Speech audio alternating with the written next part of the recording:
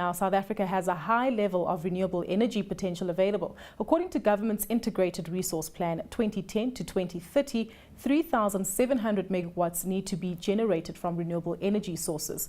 Cornelius van der Waal, business unit leader at Frost & Sullivan, joins us now to take a look at how far we've progressed with the plan. Cornelius, I take it that's exactly where we need to start off this discussion. From 2010 to 2030, just exactly how far are we in implementing our renewable energy plan? Well, we've had the first 2 rounds of bidding, with the 3rd round opening very shortly.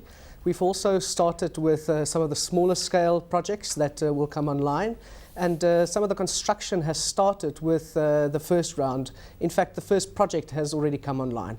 In the meantime, there's obviously a lot of work behind the scenes identifying more sites that would be suitable for more projects, generating the finance that is required for these types of projects, and at the same time generating the skills that we require in South Africa to construct these projects, and then afterwards make sure that they remain operational for a long time to come. You mentioned skills. No doubt costs are also a factor here, and many people are calling for the participation of more South African producers or manufacturers to come on board. Are we seeing that call being heeded too?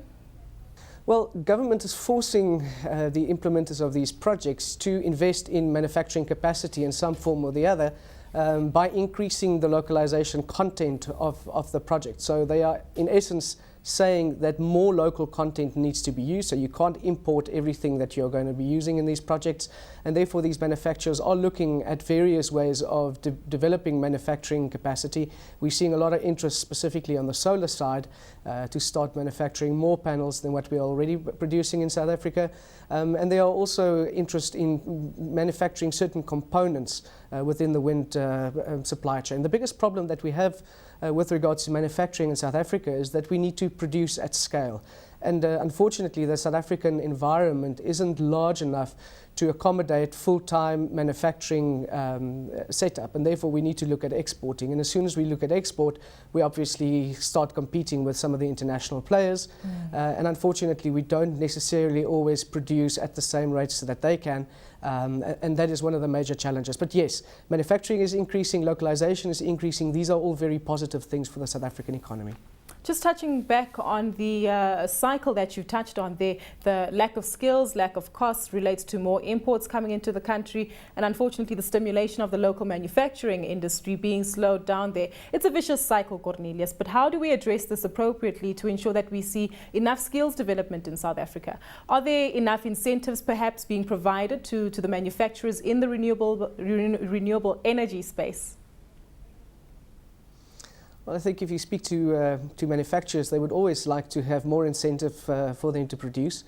I think incentives not necessarily the major problem that we have at the moment.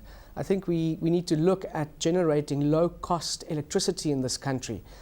If we are able to generate more low-cost electricity, we would stimulate a variety of industries that use a lot of electricity, and that would potentially generate even more jobs than having to manufacture very specialist components. But that is a tremendous debate, and we haven't reached the conclusion on the best approach for South Africa. In the meantime, we need to invest in projects. We have seen that the costs of these projects have come down tremendously from the 1st round to the 3rd round. We are seeing that, especially in the solar side, there's massive decreases in what the developers are asking for, and similarly on the wind side. So the overall movement is a very positive movement. Unfortunately, we don't necessarily generate electricity at the right times from these renewable projects, but it's only a matter of time until we find the right balance between gas, renewables and storage to enable us to go even further away from using coal. Having said that, coal remains really important. We have to continue looking at the role of nuclear. We need a balanced scenario in South Africa. Cornelius, just looking at the renewable energy landscape in South Africa, which areas in particular appear to be developing or driving more interest? Solar, perhaps, a wind turbine, or maybe even biogas? Well, it's a combination of those, and of course there's also huge opportunities in small-scale hydro and in waste-to-energy projects as well. And specifically on the landfill site, we have so much rubbish that we produce annually, and we need to get rid of them. And one of the ways we can get rid of this is by generating electricity from burning some of it and capturing the gases and producing all kinds of other things from it. It is costly, but it does solve a variety of problems, so it's the sort of things we have to look at. But the large-scale opportunities are very much linked to solar and wind, and within the solar space, obviously a combination of concentrated solar and normal photovoltaic panels. Cornelius, before we let you go, just your anticipations as to when we might see renewable energy coming onto the forefront in the South African energy sphere. Well, the first project has in fact been connected to see some of the electricity flowing into the grid and providing us with the electricity that we require. But most of the projects will only come online in fact only by 2015.